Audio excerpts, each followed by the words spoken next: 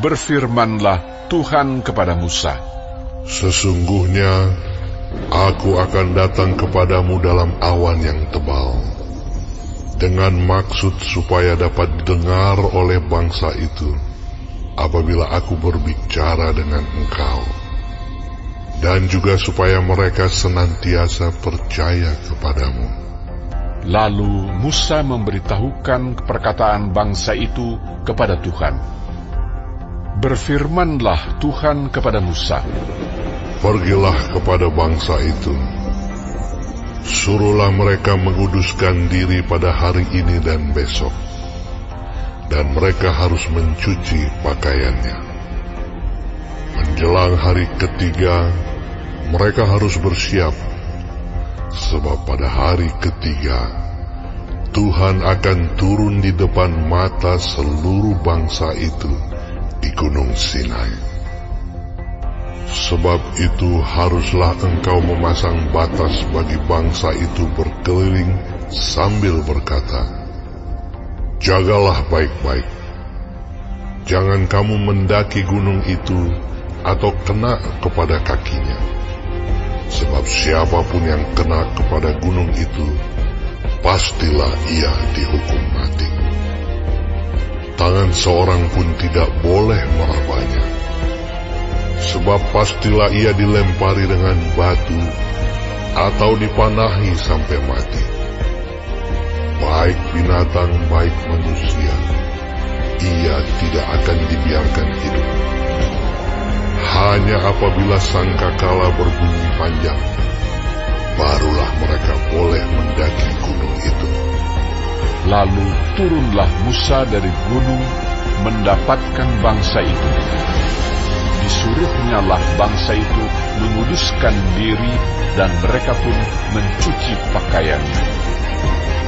Maka kata Musa kepada bangsa itu, "Bersiaplah menjelang hari yang ketiga, dan janganlah kamu bersetubuh dengan perempuan." Dan terjadilah pada hari ketiga, pada waktu terbit fajar, ada guruh dan kilat dan awan padat di atas gunung, dan bunyi sangkakala yang sangat keras, sehingga gemetarlah seluruh bangsa yang ada di perkemahan.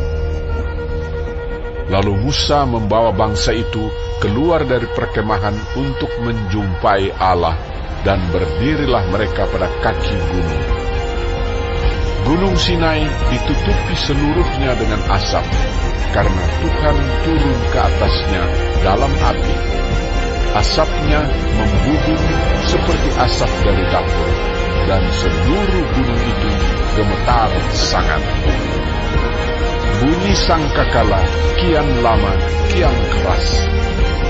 Berbicaralah Musa, lalu Allah menjawabnya dalam guruh. Lalu turunlah Tuhan ke atas gunung Sinai, ke atas puncak gunung itu. Maka Tuhan memanggil Musa ke puncak gunung itu, dan naiklah Musa ke atas.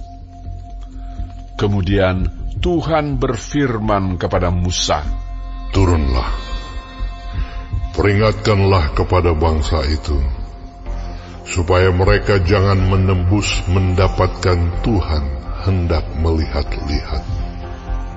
Sebab tentulah banyak dari mereka akan binasa. Juga para imam yang datang mendekat kepada Tuhan haruslah menguduskan dirinya, supaya Tuhan jangan melanda mereka." Lalu berkatalah Musa kepada Tuhan, "Tidak akan mungkin bangsa itu mendaki gunung Sinai ini, sebab Engkau sendiri telah memperingatkan kepada kami. Demikian, pasanglah batas sekeliling gunung itu, dan nyatakanlah itu kudus." Lalu Tuhan berfirman kepadanya, "Pergilah, turunlah, kemudian naiklah pula, engkau beserta Harun. Tetapi para imam dan rakyat tidak boleh menembus untuk mendaki menghadap Tuhan, supaya mereka jangan dilandanya." Lalu turunlah Musa mendapatkan bangsa itu, dan menyatakan hal itu kepada mereka.